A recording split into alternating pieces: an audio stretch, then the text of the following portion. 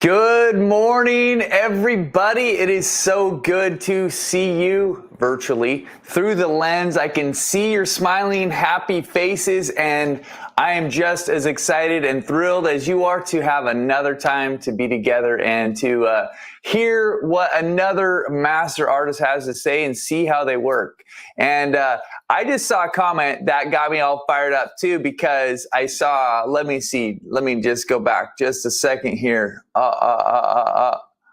It was, oh man, I missed it. Anyways, somebody's saying they're packing up today to come to the workshop that we're having this week. And that got me all fired up because we're going to be getting ready ourselves on our end. We're going to be doing a bunch of prep work. We've got a live workshop happening here, right here in the good old state of Washington. But good morning, everybody. I see a lot of people showing up from all over Southern California, Greer, South Carolina. Good morning, everybody. It is fun. And you know, I don't know what, I also loved getting the roars in there. But I don't know about you guys, but one of the things that I love about these types of events is that you get to experience and see and hear from a number of different artists. And as you see, as the weeks go through, and as you already know, because just by virtue of looking at the wide variety of artwork in the world, is that everybody has their own kind of perspective, their own personality, and their own experiences, and maybe their own way that they use the medium, the way that they use tools, and all of that kind of comes together to make their artwork what it is. And it's very interesting to see the differences, right? Because no artist is exactly like another artist. Even if you learn and study under another artist, you still bring your own self into it. And so I love this. And today we've got a real treat because you'll see Angela is an incredible artist, and her approach is going to be quite different than Brian Buckrell's, right? Or even Amy Erickson's. And you'll see that she's a little bit more refined. She's got a little bit more of a detailed kind of approach to it, but she also still has these very abstract and loose parts of her painting. So I think it's another really fun way of seeing art come together. So I'm going to just share with you real quick, because I love this stuff, and you can see how you get into these paintings even, and you'll see there is a different feel to them. The amount of paint applied in a brushstroke. And of course, this is what we're going to look at today. Angela's mastering her edges, and she is one of the best artists that I know of who has really, man, you might actually see it at the very beginning of the intro. There's some paintings in the background behind her, and it's just so incredible to see. And then, of course, next we've got Farley coming in, and we're going to wrap up the final week with Jennifer Bowman. And these are going to be, they're all so good, guys. And I'm just thrilled to be able to work with these artists and help bring them to you guys, because I know that you're going to gain so much out of it. So without further ado, I'm going to get this started.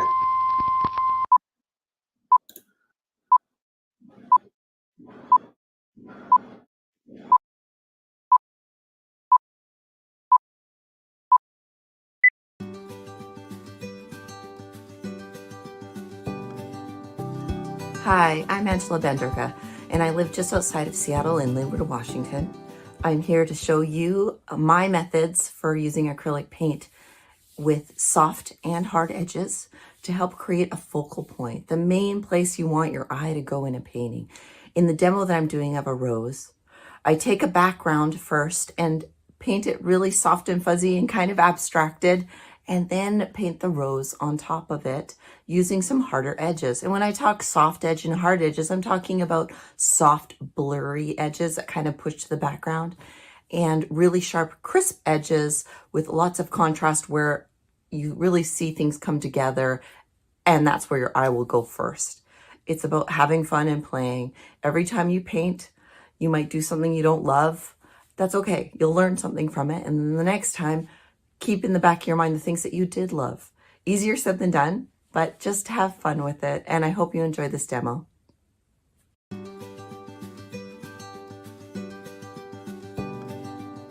This demo, since it's all about edges, I'm going to start with the background and just make a really soft, which means blurry, kind of a setting for the rose to sit on. So I'm going to start with my largest brush, and I've got some water here, and I'm actually, this is optional, you can just use water, but I'm going to put airbrush medium into my water just so that it's not just pure water, and that just helps the paint adhere a little bit better.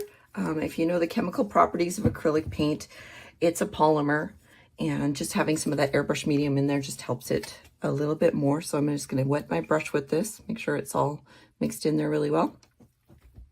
And I'm just going to start by wetting down this canvas. I am using an old canvas that I've used before. You can kind of see that I've gessoed over an existing painting that I didn't care so much for, so I reuse everything.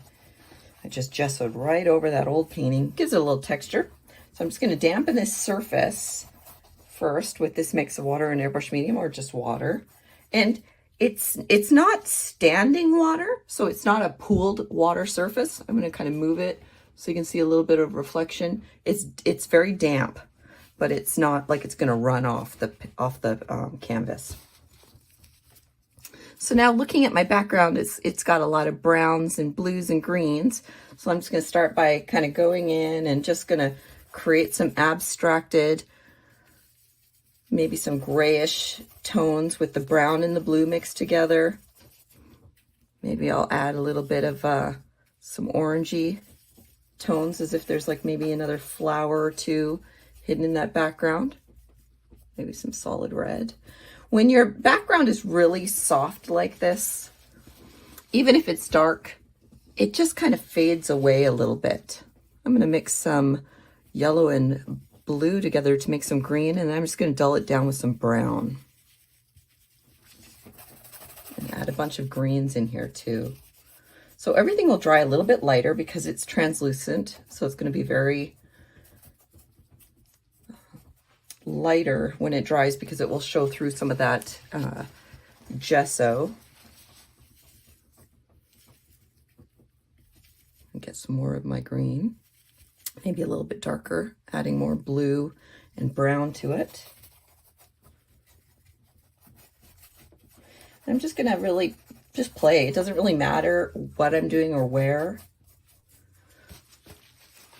I just want to add some elements in there that are soft and give the impression of shape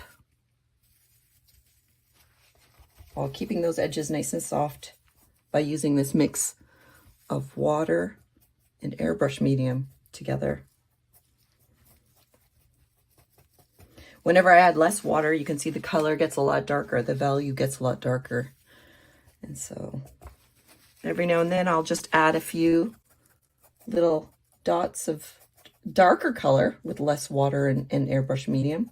And I can just use my brush to kind of soften them. If I want, I can go in and take that fan brush and soften them a little more by basically just kissing the canvas. You'll notice when you add a lot of water to the paint, or airbrush medium and water, that the paint dries a little slower, just a little bit.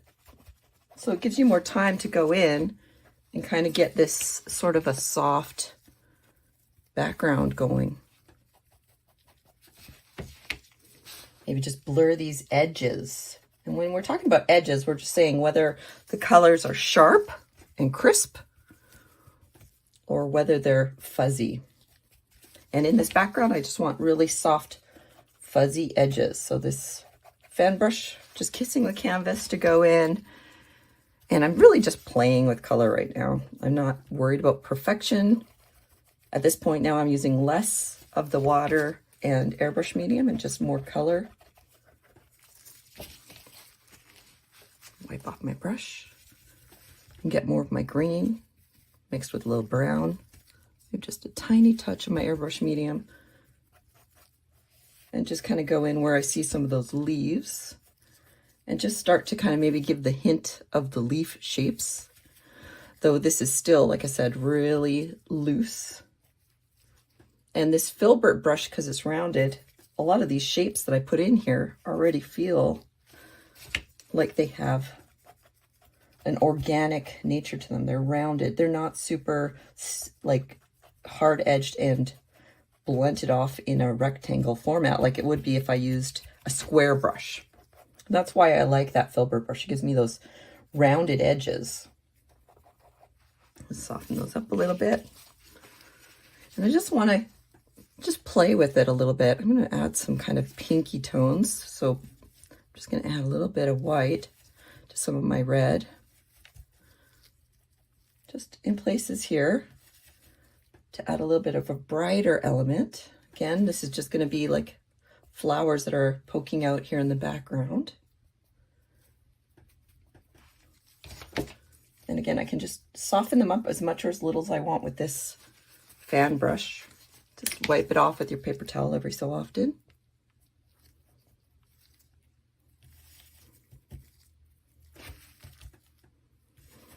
And again, I'm not worried about perfection. I'm just looking at my photo and seeing what's happening in the photo, but not trying to be exact. Just kind of get an idea of what's happening in that photo into this background.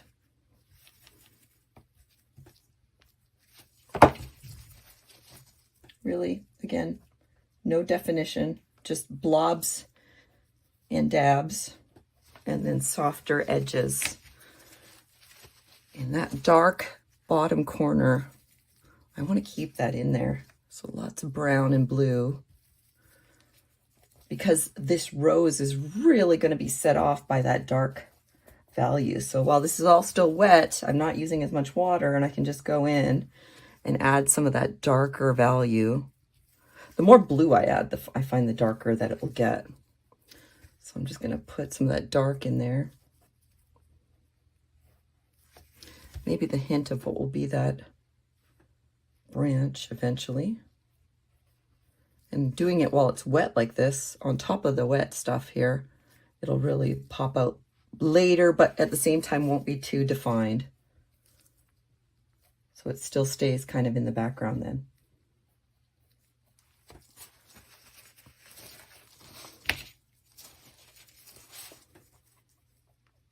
There's no wrong way to do this. Again, I'm not trying to be exact. I'm just looking at the picture and trying to get an idea of what's happening and kind of mimic it.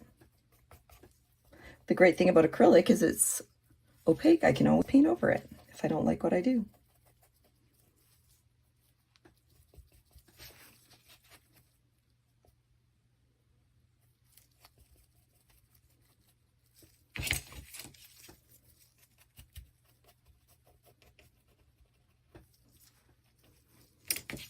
And I'm going to take a little bit of blue and white, because in the background, just add a touch of water, I can see tiny hints of a light, cool color in the top half. And that's kind of like reflecting off of shinier leaves and foliage from the sky above. So I'm going to put those blues in there. It just kind of helps give me something kind of coolish as well.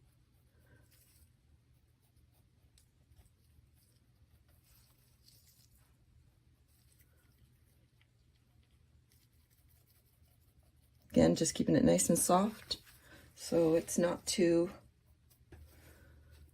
sharp or crisp.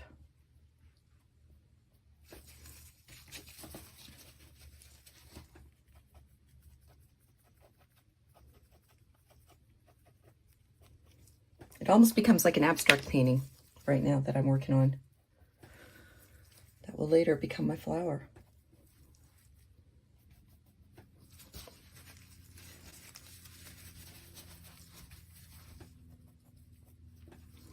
And a little bit of darker blue here in this shadow too. Why not?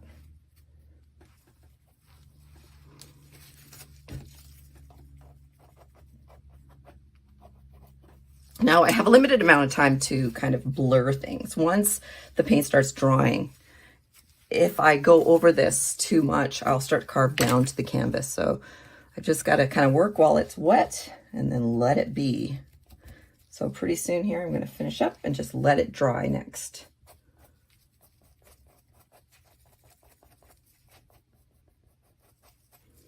I think I've hit my limit. So I'm going to let this dry now, and then I'll paint on top of it. Now that the painting has had time to dry, what I'm going to do is I'm going to establish the big rose. So I'm still going to take, well, maybe not my biggest brush, but maybe my next size down. I think I have a size 6 filbert here, and I'm just going to establish the shape of the rose. I like using a palette knife to premix my colors. So that's what I'm going to do. I'm just going to start with the shape of the rose right now. And I know it's like a peachy color. So red and yellow mixed with white will give me a peach. So I'm just going to create a slightly darker shade than what I will eventually need. And it doesn't have to be exact because I'm really just going to get the shape of the rose. Get a little bit of water on that brush, just a little bit, not a lot. But I really, like I said, I just want to get the shape of this rose in. So I know it's going to be here somewhere. And I want it to be fairly big and round. And I know it's going to have all these petals that kind of come out from it.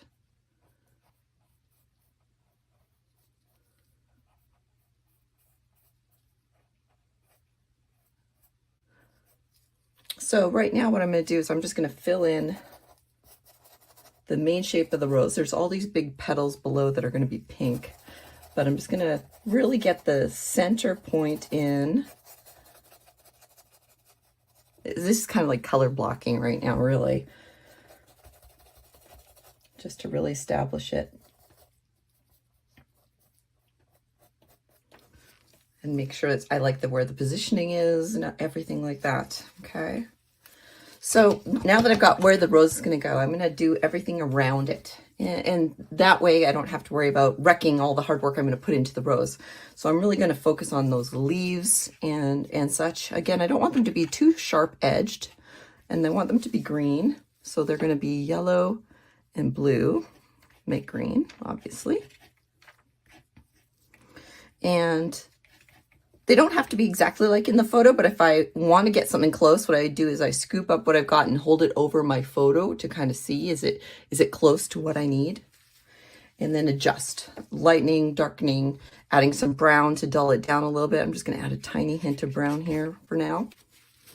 I'm just going to start putting in the basic shape of the leaves and not worry too much about too much detail right yet. And I'm going to keep these edges kind of soft, so I'm kind of kissing the canvas. And I'm going to go right over this shape that I've created here of the rose, knowing that that bottom petal is going to be a little bit farther on. I'm going to make this a little bit bigger.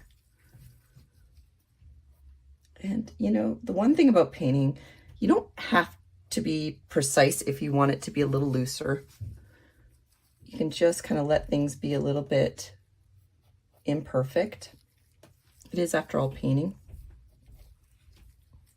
So those are the main leaves with a couple of little ones here. Again, I'm just kind of keeping them soft. Oh, there's a little bud of a flower there. And I can add highlights to this leaf as well where I want to. Mix some more leaf color.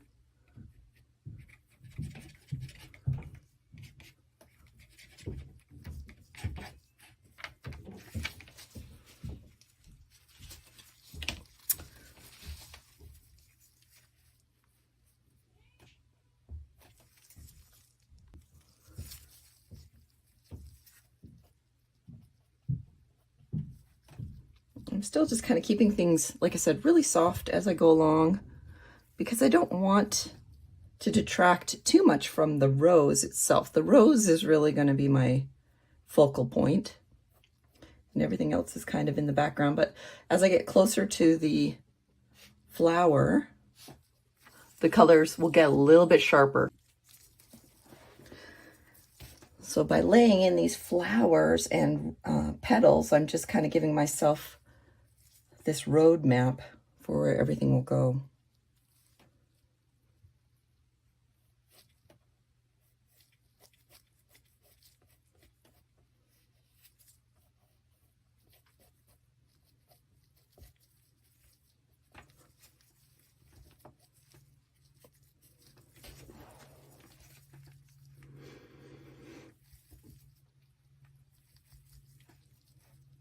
Maybe even filling in some of the background areas that I didn't put in before, but maybe want to put back in, where I see some of this light green showing through between the stems.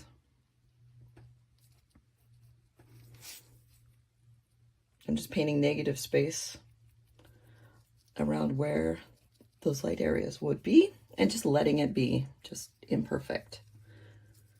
If I wanted it to be really perfect, I could spend a lot more time on it, and but I'll save that time in this quick demo for my rose instead.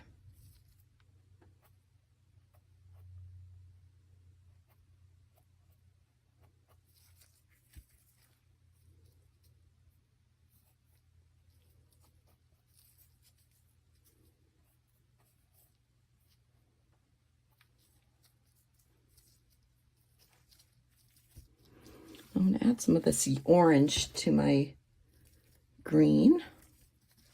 In places, I like to have an orangey green as well. It just kind of gives you a warmer green. I can just mix in places with what I've already got going on over here. I'll also add a greeny blue color, kind of like a tealish color, just to give some variety to some of the greens that I'm using.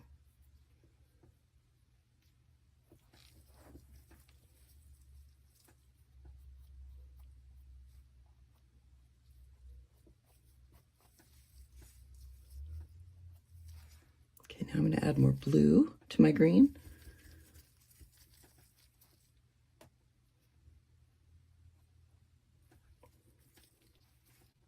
And I'm just going to add some of this more bluish green, which is lighter too.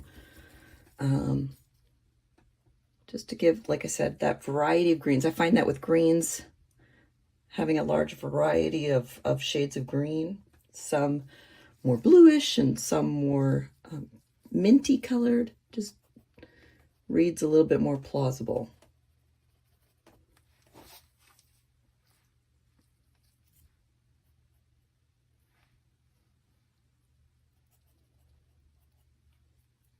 Soft edges, again, just means blurry. I'm just keeping some really soft, blurry edges in here right now.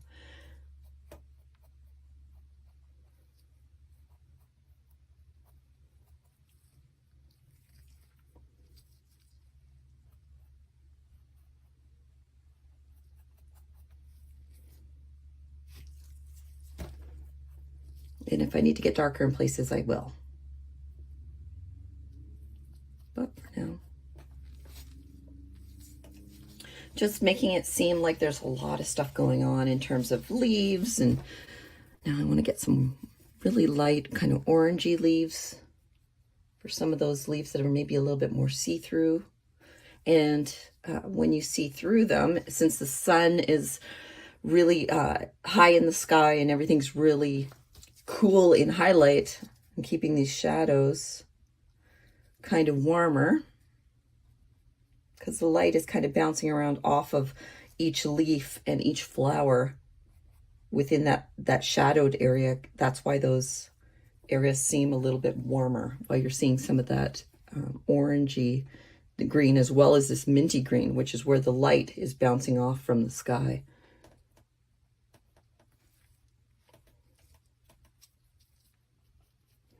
Sometimes I'm not the best at thinking and talking at the same time, so I apologize if what I'm saying sounds a little stilted as I'm working.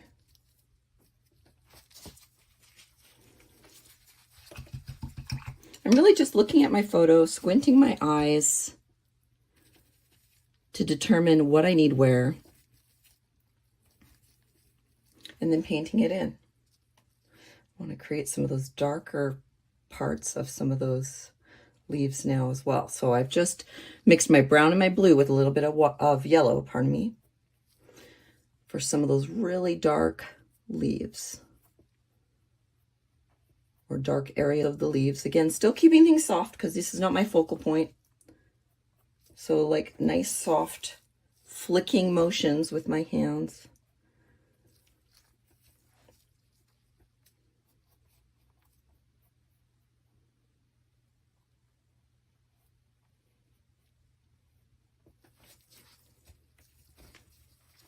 Where I want things to be a little bit more in focus, I can make them a little sharper. So hard-edged. Like maybe this little guy, I'll keep him as a second focal point. So I'll keep him a little sharper around those edges and then darken up around his stem.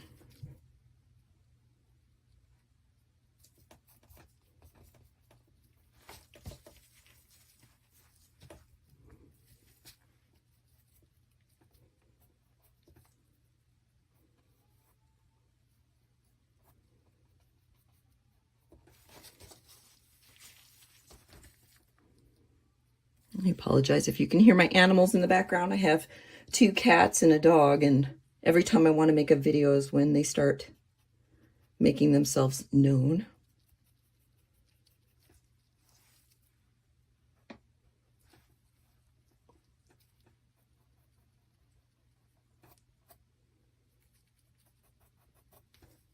This dry brush technique. Now, if I have very little paint on my brush, and my paint is not wet, I have not put any water in it. Once I have hardly anything left on my brush, you can see how there's hardly anything left. If I kiss my canvas, I can just get this dry brush technique where it looks nice and soft and blurry.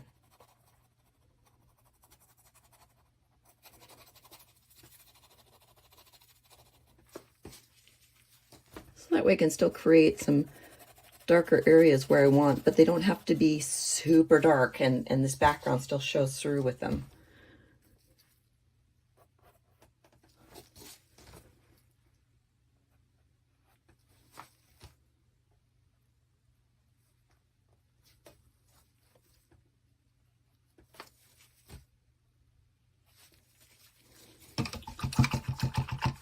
All right.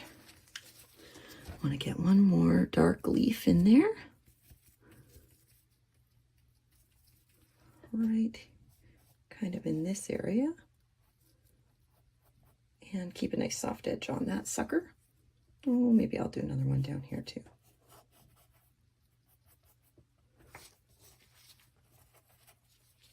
Kind of keep that nice and soft. Okay.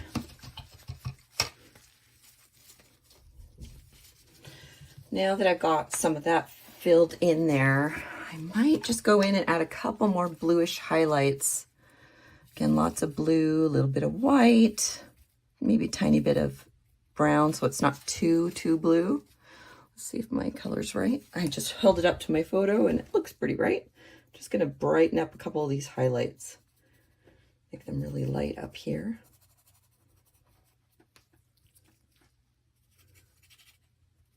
Just because I think having some light draw you down to this rose and where it's going to go between the dark and the light, I think will really help your eye go to where I want you to go. Got to keep those edges nice and soft.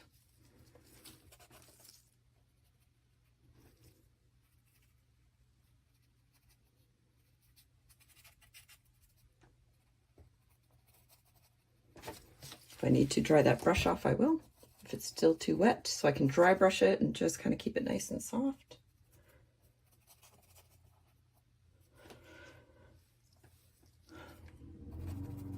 Maybe a little bit of it on the leaf as well. And I'm going to put some between some of these leaves here too.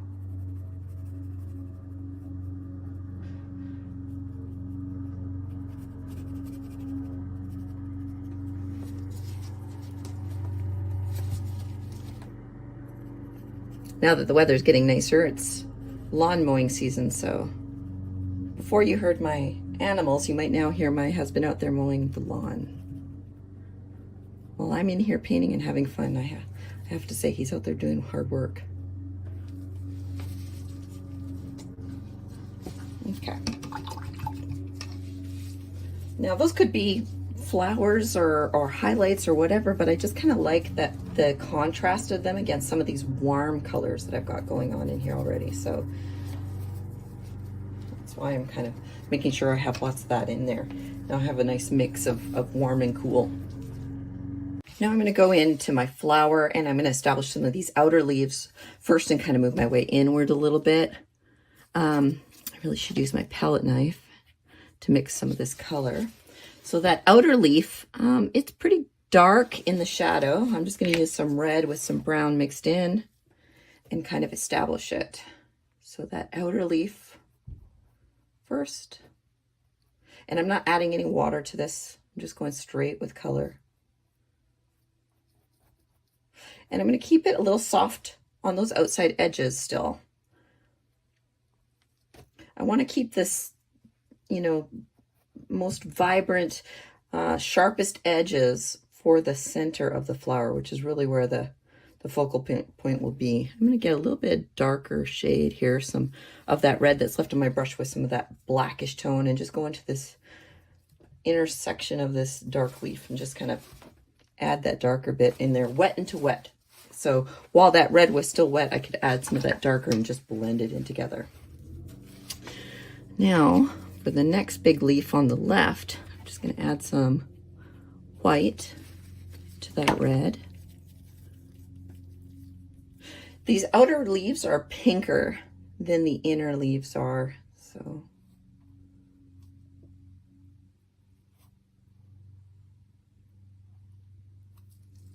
just going to paint them as such. And again, I'm just going to kind of go off the edge here and soften up that outer edge by just kissing it or dry brushing that edge a bit, just with dry paint on that brush, just to kind of keep it a little softer.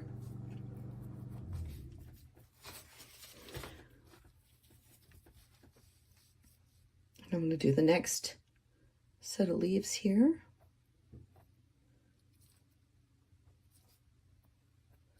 And I'm going to do that as a line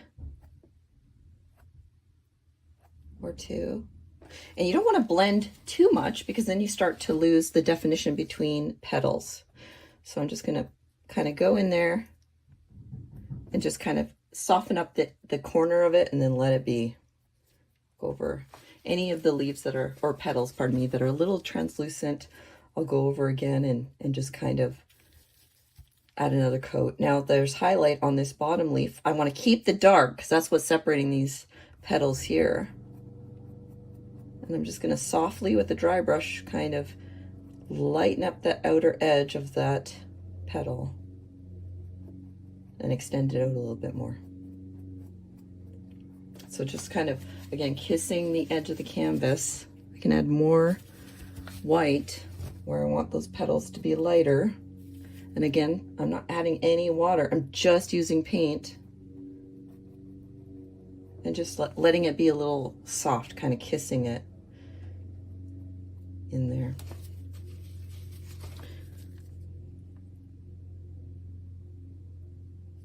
Oh, that's still a little wet. So if it's still wet, leave it. Otherwise, you'll just start peeling down to the bottom edge. So I'm just going to leave that a little bit.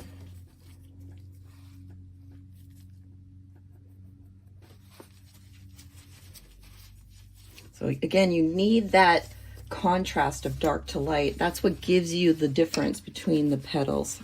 Obviously, my yellow is completely gone. It's all green now because I used my brush. So I'm going to put some more yellow in there. I'm going to add some yellow to this pink for a little bit of warmth.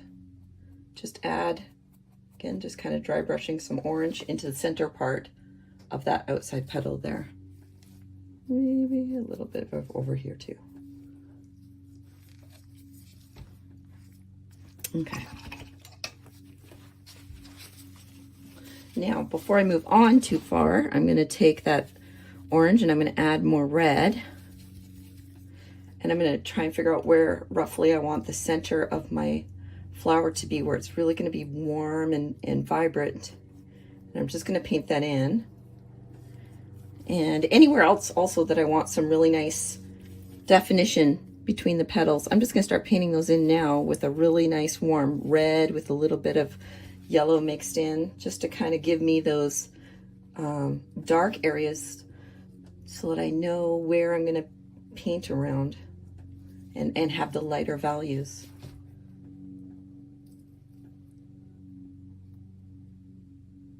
All of this area over here is going to be nice and deep. Again, I'm using the orange where I want the creases between the petals, because that's color bouncing off of each other. Where I have the petals getting highlights by the sun, they're pinker.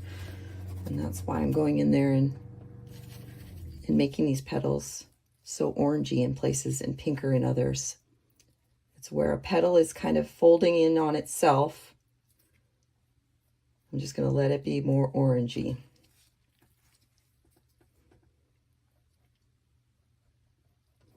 And where it folds out, it'll be pinker. So again, like with the greens, having different color temperatures, some bluish, some orangey, having different color temperatures in my petals will also make a big difference. So I'm going to take this lighter orange and just go in again to some of these areas where I don't want the creases to be too dark, especially up in here. I'm going to paint some of these petals right around where the creases are going to go. Again, it's giving me a roadmap, really.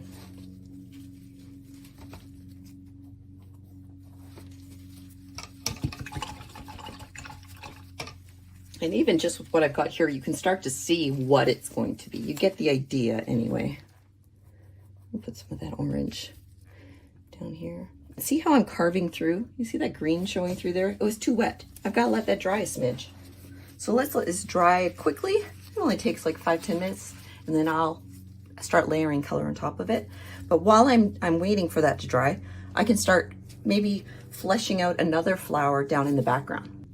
I've already got the hints of a flower down here. I might just add, and I'm just mixing with my brush, which is terrible, some of that orange. And I'm just going to dry my brush off so it stays nice and soft, and just go in there in places and just kind of dry brushing, keeping it nice and soft. Add some more vibrant orange and pink.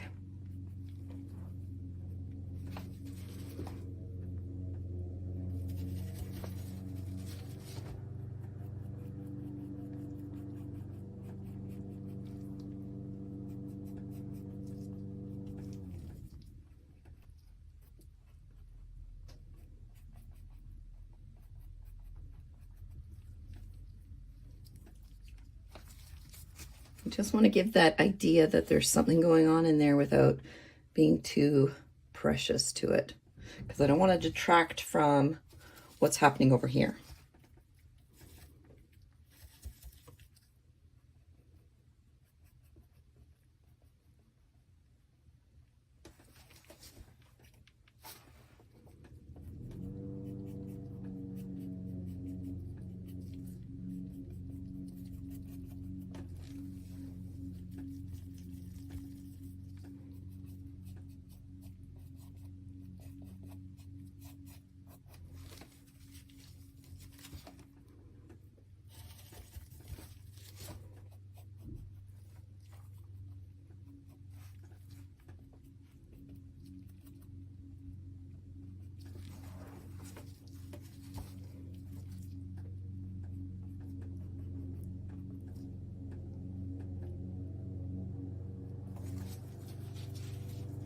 Now you feel like there's a bunch of flowers in the background.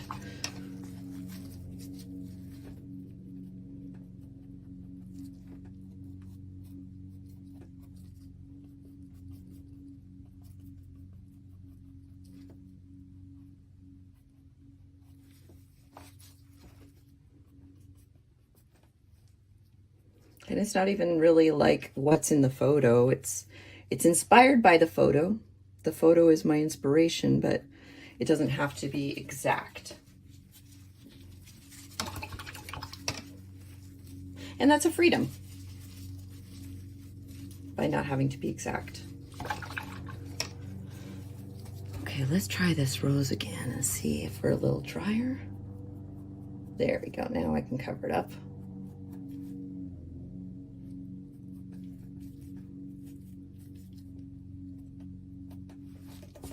Good.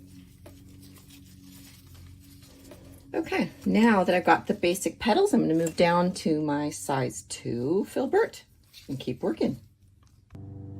So now I just want to start getting some more of the petals. I'm still going to work my way inward.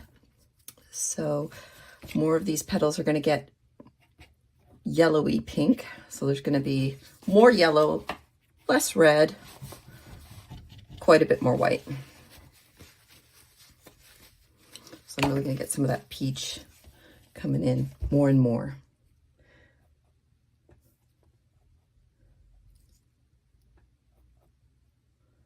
And again, I'm just inspired by the photo. I don't have to be exact. I'm not going to put that pressure on myself of having to be exactly like the photo.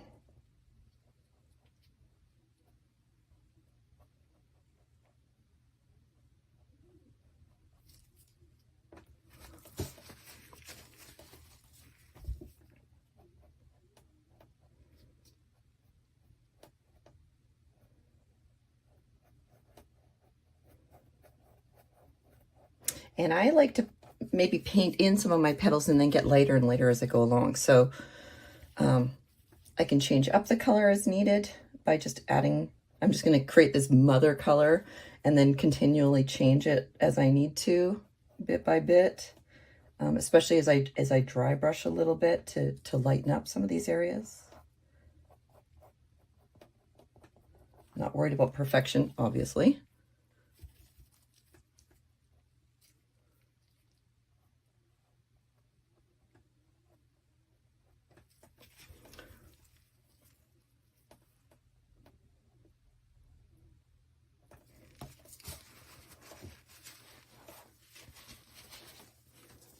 Just trying to make sure that I keep some of the differentiation between some of these petals. So if I accidentally lose some of the shadow that I need, I can just paint it back in as needed, because that shadow is really what helps separate those petals from each other.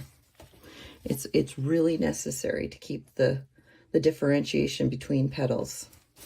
I want to get some more of those light pink petals out here.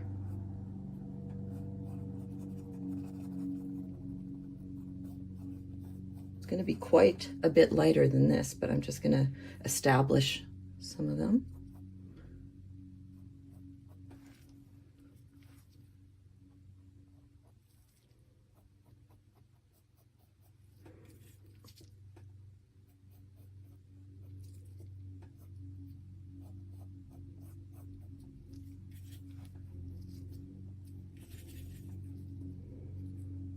And this one here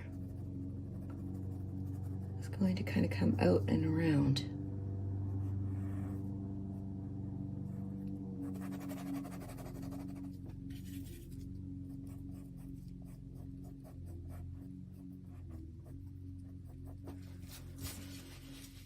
And again, I'm always keeping that outside edge a little soft. Maybe in places I'll just kind of take my brush and flick it off into another direction, just to kind of help give it some shape. I'm just going to add more white and just lighten up even more. I'm going to have to lighten up even more than this, but I'm just going to start giving it that highlight.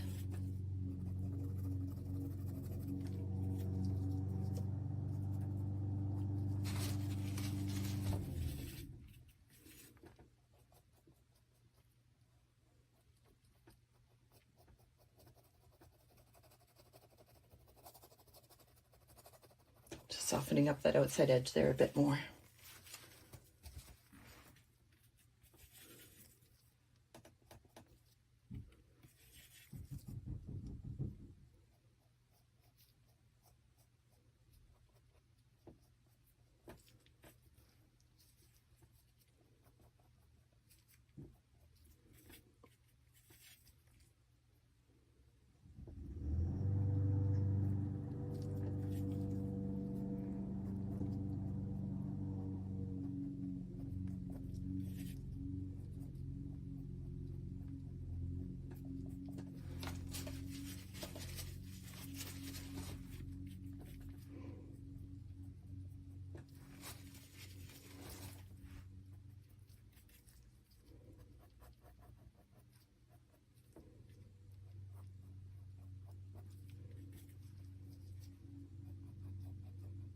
This dry brush technique I find so helpful in making highlights look soft and blurry, which gives them an impression of glowing. So that's why I like to do the dry brush so much. There's hardly any paint on my brush and I can just rub it and it just gives me that soft impression of a glow.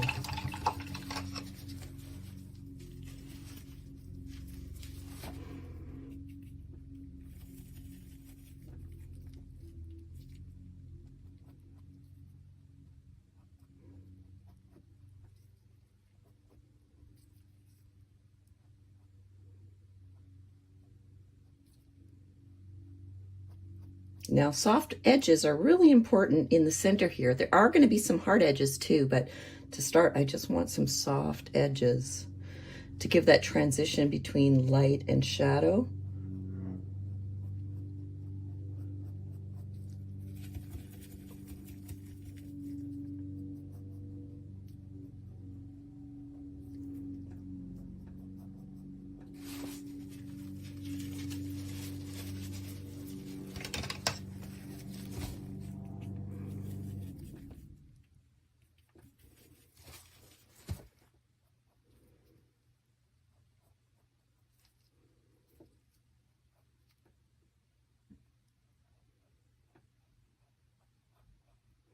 Nice thing about using these filberts is you got that nice organic rounded edge, but you've also got that thin edge of the brush that you can use to kind of create some lines. And I just might twist my brush as I go along if needed.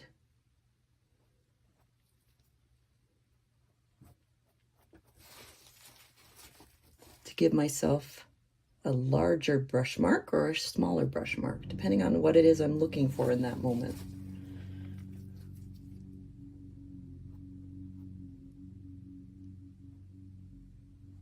Again, you'll notice I'm not perfectly replicating the photograph, so I'm just kind of using it as inspiration and knowing that I'm going to have petals here and there, and there's going to be a bright center somewhere. I need more red in here.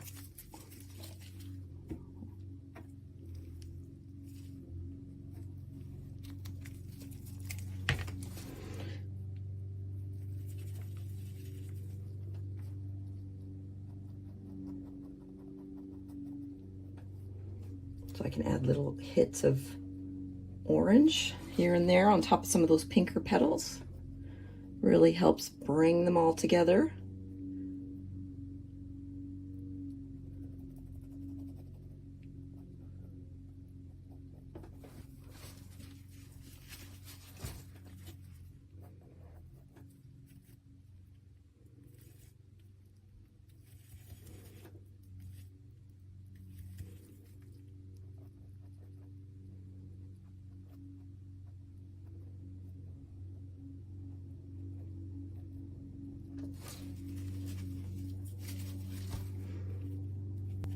Squinting your eyes and looking at your reference photo just gives you the shapes that you see, and that can really help with photos. I don't need to do a ton of detail, I don't think. I mean, you can, if you want to be a hyper realist, you can do a ton of detail, but really just capturing the brights where they need to be bright, the shadows where they need to be shadowed. That really gives you that idea that it's a rose without having to do a ton of detail. The closer up you look at my paintings, the more messy they look. But from a distance, especially the bigger paintings, they look so realistic, or so people tell me. But they're really all just done this way. It's just a bunch of dry brushing and patience and layering the highlights and the shadows, allowing, not obscuring, but allowing everything to kind of shine through. So I'm using a lot of yellow now as I'm really going into these inner petals to really make it even more vibrant and yellow. And we'll add more white, of course, here in a bit as well. But I just want to get that nice warmth as we go to the center of this petal. This is the nice thing about these flowers. These ones just are so gorgeous.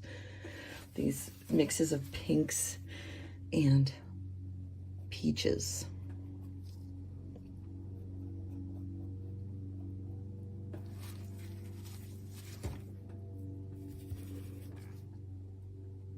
And I want a little bit more dark here. So you can always go back and forth as needed with darks and lights.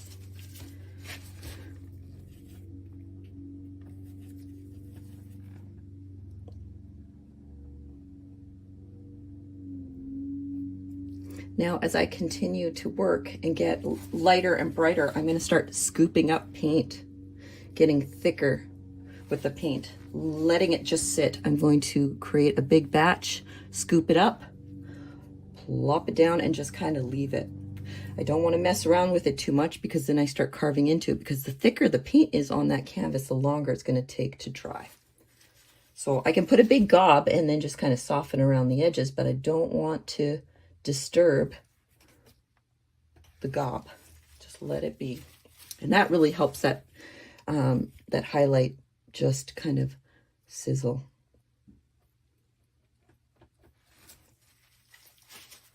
And it really kind of, like I said, pops out more and more.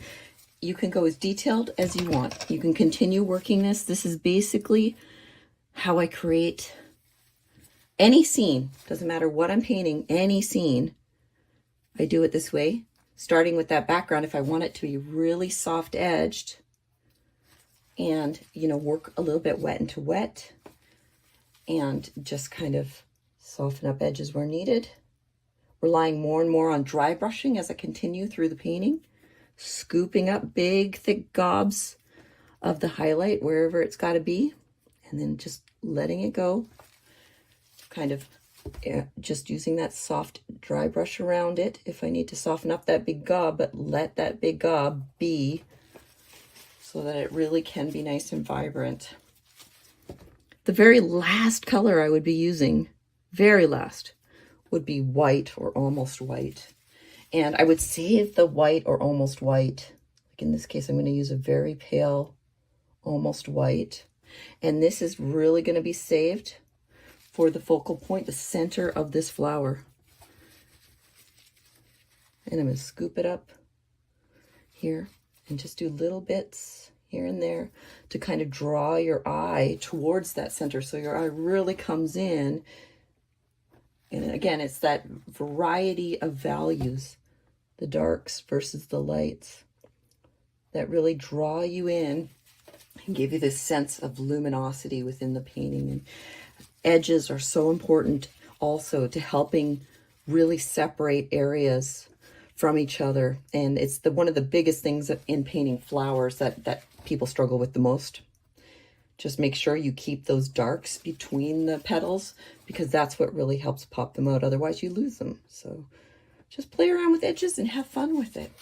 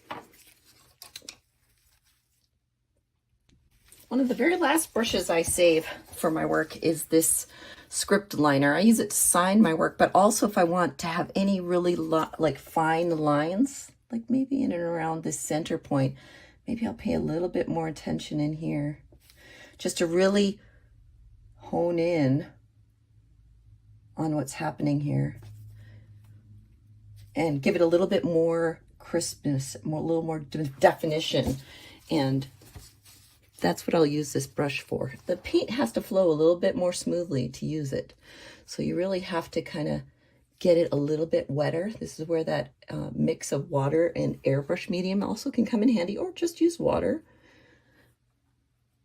And I can just create a few more of these lacy little petals, especially in this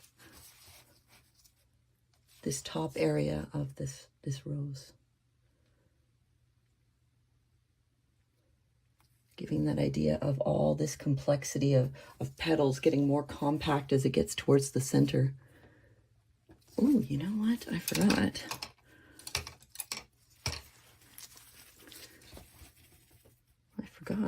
That there was another little petal that kind of came in like this. And I like that shape that it makes. So let's put that back in.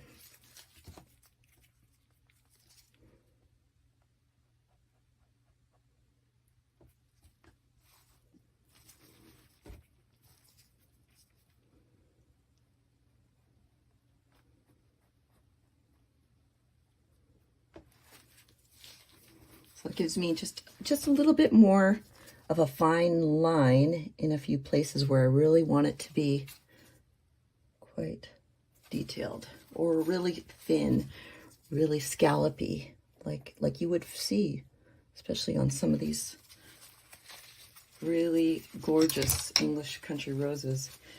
And then when I sign my painting, I sign it with this brush as well.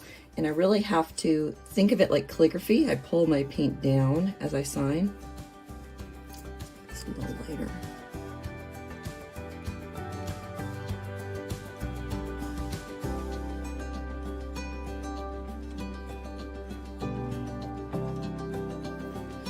And that's how I sign it, is with this little script liner brush.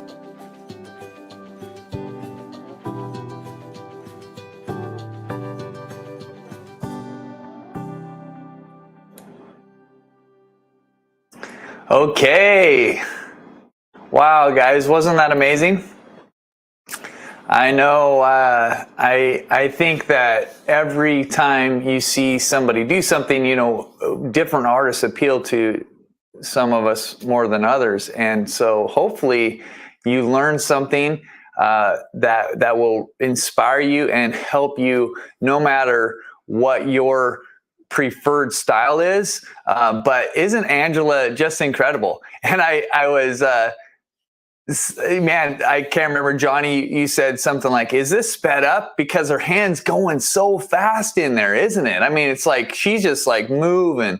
And I think the thing partly why she was moving so fast is because she wanted to have a demo that fit into a time frame, which we probably had suggested, you know, try to make it go between this time and this time. And so, but I mean, when you see somebody paint like that, they have such a deep understanding of color and what they're trying to do that you start feeling like, oh man, it's just natural. It's just like, you know, kind of who they are coming through. So anyways, guys, yeah, it's so good. And I hope that you, I'm just trying to see if there's any questions. I don't see any questions recently. I know I missed a couple as I was just getting ready, but I see lots of you saying that you love her.